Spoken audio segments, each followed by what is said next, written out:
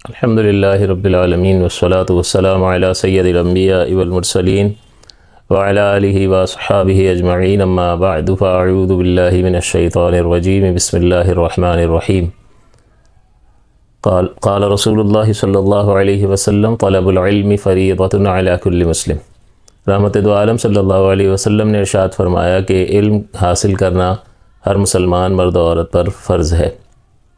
یہاں علم سے مراد وہ علم ہے جس کی انسان کو اس کے دین میں ضرورت پیش آتی ہے، اور اس میں سب سے اہم ترین علم عقیدے کا علم ہے۔ اس کے بعد دیگر علوم کی باری آتی ہے جس میں عبادات ہیں، یعنی جس میں بندے اور رب کا تعلق ہوتا ہے، جیسے نماز ہے، روزہ ہے، حج ہے، زکوٰۃ ہے وغیرہ۔ دوسرا معاملات ہوتے ہیں، یعنی جس میں انسانی کردار ہوتا ہے، انسانوں کا آپس میں ایک دوسرے کے ساتھ ڈیلنگز کرنا، معاملات کرنا، جس میں نکاح، طلاق، پرورش، نفقہ، زوجین کے حقوق، اسی طرح سے خرید و فروخت، یعنی بیوع کے تمام تر جو مسائل ہیں وہ معاملات کے تحت ہوتے ہیں۔ چوتھی چیز اس میں اصلاح احوال قلب ہوتی ہے، جس میں فرائض قلبیہ کا جاننا ضروری ہوتا ہے، اور محرمات باطنیہ کا جاننا بھی ضروری ہوتا ہے۔ عبادات عقائد کے باب میں جو بنیادی اسلامی عقیدے ہیں ان کو دلیل سے سیکھنا لازم ہوتا ہے۔ اللہ تعالیٰ نے فرمایا کہ وَاعْلَمْ أَنَّهُ لَا إِلَٰهَ إِلَّا اللَّهُ، کہ جان تو کہ اللہ کے سوا کوئی لائق عبادت نہیں ہے۔ یہاں اللہ تعالیٰ نے وَاعْلَمْ فرمایا، جس کا مطلب جاننا ہے، جاننے کا حکم دیا گیا ہے، اور جاننا بغیر دلیل کے نہیں ہو سکتا۔ لہٰذا یہاں لا الہ الا اللہ تو معلوم ہے، لیکن اس کو پھر جاننے کا مطلب یہ ہے کہ اس کو دلیل کے ذریعے سے سیکھا جائے، سمجھا جائے۔ دوسرا، جہاں تک عبادات کا تعلق ہے تو ہر مسلمان پر وہ عبادت، اس عبادت کے معاملات یعنی تفصیل کو سیکھنا ضروری ہوتا ہے جو اس پر لازم ہے، کیونکہ جو جس بات پر، جس حکم پر عمل کرنا ہے اس کے طور طریقے سے آگاہ ہونا ضروری ہے۔ بغیر جانے، بغیر طریقہ سیکھے، بغیر سمجھے اس کو درست طریقے پر جو شریعت ہم سے مطالبہ کرتی ہے اس طریقے پر ادا کرنا ممکن نہیں ہے۔ انسان بہت ساری خطاؤں میں اس طرح مبتلا ہو جاتا ہے اور بعض اوقات اپنی عبادت ہی کو ضائع کر بیٹھتا ہے۔ وہ عبادات جو ہر انسان پر لازم ہیں وہ نماز اور روزہ ہے، ہر عاقل بالغ مسلمان پر لازم ہوتی ہیں۔ دوسرا، مالی صدقات وغیرہ جس کا تعلق مال سے ہے، جیسے حج ہے اور زکوٰۃ ہے، قربانی وغیرہ ہے، اس میں انسان کا مالدار ہونا ضروری ہے، صاحب نصاب ہونا ضروری ہے، استطاعت کا ہونا ضروری ہے، اور یہ ہر شخص کے پاس نہیں ہوتی ہے۔ لہٰذا جو شخص جس پر زکوٰۃ واجب ہے وہ زکوٰۃ کے مسائل سیکھے گا، جس پر حج واجب ہے وہ حج کے مسائل سیکھے گا، قربانی واجب جس پر ہوگی وہ قربانی کے مسائل سیکھے گا۔ لیکن نماز و روزہ چونکہ ہر ایک عاقل بالغ مسلمان پر لازم ہے، لہٰذا اس کے ضروری بنیادی مسائل سیکھنا ہر مسلمان کے لیے ضروری ہے۔ پھر جب وہ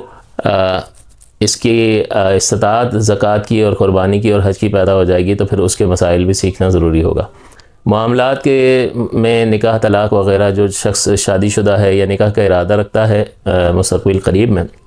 اس کے لیے ضروری ہے کہ نکاح کے، نفقے کے، حقوق زوجین کے مسائل اور طلاق کے خصوصی طور پر مسائل کا سیکھنا، مہر کے مسائل کو سیکھنا اس کے لیے ضروری ہے، تاکہ اس قسم کے مسائل میں، معاملات میں کسی کوتاہی کا، کسی حق تلفی کا یا کسی ایسے شدید نقصان میں خود کو مبتلا نہ کر دے کہ جس کے بعد واپسی کا کوئی راستہ نہ ہو، پچھتاوے کے سوا کچھ حاصل نہ ہو۔ لہٰذا پہلے سے علم حاصل کرنا لازم اور ضروری ہوتا ہے۔ بعض اوقات ایسا ہوتا ہے کہ طلاقیں دے دیتے ہیں اور اس کے باوجود زوجین کو یہ ساتھ رہ رہے ہوتے ہیں، جو کہ بالکل شرعاً جائز نہیں ہوتا، اور اس طرح حرام زندگی گزارتے ہیں۔ تو علم ضروری ہے، علم راستہ دکھاتا ہے، علم نور ہے، علم آگے کی راہیں جو ہے وہ بالکل واضح کر دیتا ہے، اور انسان کے لیے شریعت پر عمل کرنا، اسلام کے مطابق زندگی گزارنا، یا اپنے آپ کو کسی بہت بڑی مشکل سے، مصیبت سے بچانا جو ہے وہ علم کے ذریعے سے ممکن ہو سکتا ہے۔ پھر معاملات میں بھی رزق حلال جو ہے اس کا حصول لازم اور ضروری ہے، کہ جو شخص رزق حلال کے معاملے میں کوتاہی کرتا ہے اس کے حصول کے سلسلے میں، تو پھر اس کی عبادات کا کیا حال ہے، اس کی عبادات کی قبولیت مشکوک ہو جاتی ہے، اور وہی رزق وہ اپنی اولاد کو کھلا رہا ہوتا ہے۔ لہٰذا اس میں بہت زیادہ احتیاط کی ضرورت ہے۔ لہٰذا کاروبار کے جتنے بھی مسائل ہیں، جو وہ کام کر رہا ہے اس سے متعلقہ مسائل اسے سیکھنا ضروری ہوتا ہے۔ اگر کوئی شخص ملازمت کر رہا ہے تو اس کے مسائل سیکھے گا، کوئی خرید و فروخت کاروبار کر رہا ہے، شراکت داری کر رہا ہے، کرائے پہ چیزیں لے کر آگے دے رہا ہے، تو جو شخص جو کام بھی کر رہا ہے رزق حلال کے حصول کے لیے یا رزق کے حصول کے لیے، اسے اس رزق کے حصول کو شرعی تقاضوں کے مطابق ڈھالنا لازم اور ضروری ہے، اور وہ بغیر علم کے حاصل کیے نہیں ہو سکتا۔ پھر جب اس کی صورتحال تبدیل ہو جاتی ہے، جیسے ایک شخص جو ہے نماز روزے کے مسائل تو سیکھتا ہے، لیکن جو مالی کے نصاب نہیں ہو، زکوٰۃ کے فی الحال مسائل سیکھنا ضروری نہیں ہے، لیکن جیسے اس کی حالت تبدیل ہوتی ہے، یعنی وہ مالدار ہو جاتا ہے، تو اس صورتحال کے بدلنے کی وجہ سے اس پر وہ علم حاصل کرنا ضروری ہوتا ہے۔ اسی طرح سے یہاں پر بھی ہے کہ اگر کوئی شخص پہلے ملازمت کرتا تھا اور اب اپنا کاروبار شروع کر رہا ہے، تو اب اسے اپنا کاروبار کے مسائل سیکھنا بھی ضروری ہوگا۔ تو اس میں صورتحال تبدیل ہونے کی وجہ سے کسی نئی سچویشن میں وہ داخل ہوتا ہے، تو اس سے متعلقہ علم حاصل کرنا اس کے لیے ضروری ہوگا، تاکہ وہ شرعی تقاضوں کے مطابق اس پر عمل پیرا ہو سکے اور صحیح شرعی طریقے سے چیزوں کا حاصل کرنا جو ہے اس کے لیے ممکن ہو۔ اللہ تعالیٰ نے فرمایا یا ایھا الذین آمنوا لا تأکلوا اموالکم بینکم بالباطل، کہ اے لوگو، اے ایمان والو، آپس میں ایک دوسرے کا مال باطل طریقے سے نہ کھاؤ۔ تو اس کی ممانعت ہے، لہٰذا باہمی رضامندی اور شرعی تقاضوں کے مطابق جب خرید و فروخت کریں گے تو اس میں بہت زیادہ برکت بھی ہوگی، اور انسان آخرت کی گرفت سے بھی بچ جائے گا، اور رزق حلال جو ہے وہ حاصل ہوگا اسے، اور اس کے نتیجے میں نہ صرف اس کے لیے یہ اجر و ثواب کا باعث ہوگا، بلکہ اس کی عبادت کی قبولیت کا سبب اور ذریعہ بھی ہوگا۔ پھر آخری بات جو اصلاح احوال قلب سے متعلق ہے، کہ اس میں کچھ چیزیں ایسی ہوتی ہیں کہ جو فرائض قلبیہ شمار ہوتی ہیں، کہ باطن کے فرائض، ہم نے ظاہری فرض تو سن رکھے ہیں، روزہ فرض ہے، نماز فرض ہے، زکوٰۃ فرض ہے، حج فرض ہے، لیکن باطن کے بھی فرائض ہوتے ہیں، اور ظاہر ہے کہ یہ عوام جانتے ہیں کہ فرض کا ترک کرنا حرام ہوتا ہے، گناہ کبیرہ ہوتا ہے۔ اسی طرح باطن کے بھی فرائض ہوتے ہیں، اگر ان کو بھی ترک کیا جائے گا، اس سلسلے میں کوتاہی کریں گے تو پھر حرام کے مرتکب ہوں گے۔ اور اس میں چند چیزوں کا میں ذکر کر دیتا ہوں کہ ایک ہے عاجزی اور انکساری کا ہونا انسان کے اندر ضروری ہے، کیونکہ عاجزی اور انکساری لازم ہے، اور اگر وہ نہیں ہوگی تو اس کی ضد آ جائے گی، عجب آ جائے گا، خود پسندی آ جائے گی، اور یہ جب ترقی کرتی ہے تو تکبر بن جاتی ہے۔ یعنی عجب اور خود پسندی میں تو صرف اپنے آپ کو پسند کر رہا ہوتا ہے، کسی سے مقابلہ نہیں ہوتا، کسی کو حقیر نہیں جانتا، لیکن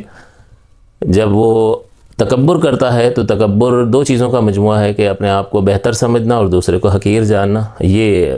تباہی کا راستہ ہے، یہ اللہ تعالیٰ کے غضب کو دعوت دینے والی چیز ہے۔ اللہ تعالیٰ کی ذات پاک جو ہے اسے تکبر زیبا ہے، اس کی شان ہے کہ وہ تکبر کرے، لیکن بندے کو تکبر کرنا لائق نہیں ہے، یہ اللہ کے غضب کو دعوت دیتا ہے۔ تو عاجزی اور انکساری ہوگی تو تکبر نہیں ہوگا، عجب اور خود پسندی نہیں ہوگی، جو کہ حرام ہے، یعنی یہ محرمات قلبیہ میں سے ہے۔ پھر مزید یہ کہ اخلاص ہونا چاہیے، یعنی جو بھی ہم عمل کریں وہ فقط اللہ تعالیٰ کی رضا کی خاطر ہو، اس میں دکھاوا نہ ہو اور کوئی مقصد نہ ہو، اور اللہ کی رضا کے لیے ہو۔ اور اگر یہ نہیں ہوگا تو پھر ظاہر ہے کہ اس کی ضد جس سے منع کیا گیا ہے وہ ریاکاری ہے، اور ان تمام چیزوں کا تعلق انسان کے قلب کے ساتھ ہے، اس کا باہری دنیا کے ساتھ، خارجی دنیا کے ساتھ کوئی تعلق نہیں ہے، اس کا تعلق باطن کے ساتھ ہے۔ تو جب اخلاص ہوگا تو ریا نہیں ہوگی، ریا ہوگی تو پھر اس میں اخلاص نہیں رہتا، یہ دونوں ایک دوسرے کی ضد ہیں۔ تیسری چیز جو ہے جو ضروری ہے، اگرچہ اور بھی چیزیں ہیں لیکن میں بالاختصار آخری چیز توکل کو لے لیتا ہوں۔ توکل جو ہے اللہ کی ذات اقدس پر مسلمان کا کامل ایمان اور بھروسہ ہے، اور جب انسان اللہ تعالیٰ کی تقسیم پر اعتماد رکھتا ہے اس کے رحیم و کریم اور لطیف ہونے کی وجہ سے، اور وہ جانتا ہے کہ یہ خالق کائنات ظالم نہیں ہے، تب اس کی طرف سے جو بھی تقسیم کی گئی ہے وہ اس کو بخوشی تسلیم کرتا ہے، اور اگر بظاہر اس میں کوئی مشقت بھی ہوتی ہے تو چونکہ وہ جانتا ہے کہ میرا خالق رحیم ہے، کریم ہے، لطیف ہے، اور وہ بندوں پر ظلم نہیں کرتا، لہٰذا وہ مطمئن ہو جاتا ہے کہ بظاہر تو یہ ایک تکلیف والا مرحلہ ہے، لیکن ضرور اس میں خالق کی طرف سے میرے لیے بہتری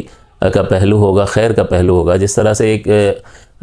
ڈاکٹر کے پاس ہم علاج کروانے جاتے ہیں تو وہ ہمیں ہمارا آپریشن بھی کرتا ہے، ہمارے جسم کو کاٹتا بھی ہے، تو بظاہر تکلیف کا پہلو ہے، لیکن حقیقتاً اس میں ہمارے لیے خیر کا پہلو ہے، بہتری کا پہلو ہے، اور ہم اپنے آپ کو ڈاکٹر کے حوالے کر دیتے ہیں کہ وہ ہمارے جسم کو کاٹے، اور ہمارے